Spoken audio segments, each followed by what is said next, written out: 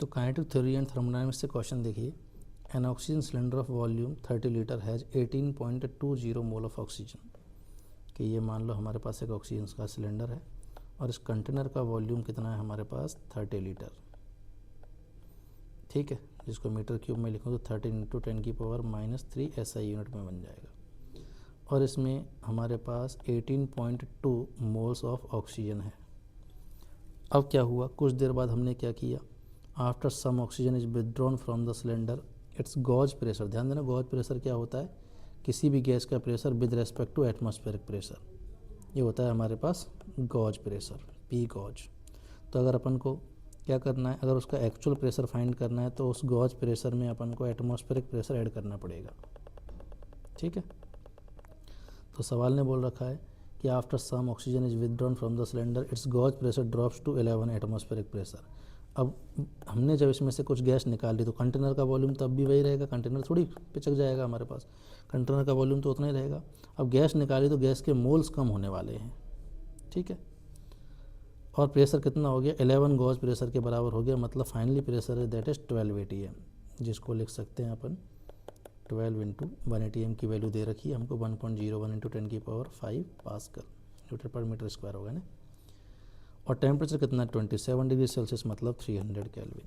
The mass of the oxygen withdrawn from the cylinder is nearly कितना होगा। Basically अब नए वाले मोल निकाल लेते हैं, इसके इंडेक्स कितने होंगे, फिर जितना डिफरेंस है उतने मोल निकल जाएंगे तो उसका हमारे पास मास आ जाएगा। तो ज़रा आइडियल का इक्वेशन लगाइए, PV बराबर nRT से प्रेशर है हमारे पास 12 × 1.01 10⁵, वॉल्यूम है हमारे पास कंटेनर का 13 × 10⁻³ नए मोल हमको फाइंड करने हैं। आर की वैल्यू SI यूनिट में दे रखी है 100/12।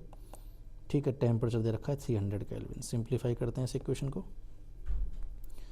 तो ये आ गया हमारे पास 10⁻³ और ये पॉइंट्स कैंसिल होकर 10⁵ को कैंसिल कर देंगे, तो ये आ गया 12 × 12 144 × 101 × 30 अपॉन में आ गया ये 30,000। इतने मोल्स हमारे पास फाइनली बचे हैं। सिंप्लीफाई कर लेते हैं ज़रा इसे, तो 1 0 से 0 कैंसिल, 3 से ही जाएगा हमारे पास 1000 टाइम्स। तो नए बचे हुए मोल हैं वो कितने आ गए हमारे पास 144 × 101 × 10⁻³ मोल्स बचे हुए हैं। क्लियर, इतने मोल्स बचे हुए हैं हमारे पास। इसको अगर फर्दर सॉल्व करें तो दिस इज 144 × 101, ये आ गया हमारे पास 14.54 मोल्स। इतने मोल्स हमारे पास बचे हुए हैं। तो निकले कितने होंगे, ऑक्सीजन विदड्रॉन कितनी हो जाएगी हमारे पास जो इससे निकली है, तो वो हो जाएगी हमारे पास 18.2 में से 14.54 मोल निकाल लिए, तो 18.2 में से 14.54 मोल्स अगर फाइंड कर लिए तो 3.66 मोल्स जो हैं वो इससे निकाल लिए गए। अब एक मोल का मास होता है हमारे पास 32 ग्राम, तो ऐसे में इतने मोल्स का मास कितना हो जाएगा ऑक्सीजन का जो निकाला हुआ है, तो 3.66, एक मोल का मास है 32 ग्राम, केजी में भी कन्वर्ट कर देते हैं इसको, तो ये आ गया हमारे पास 0.117 kg।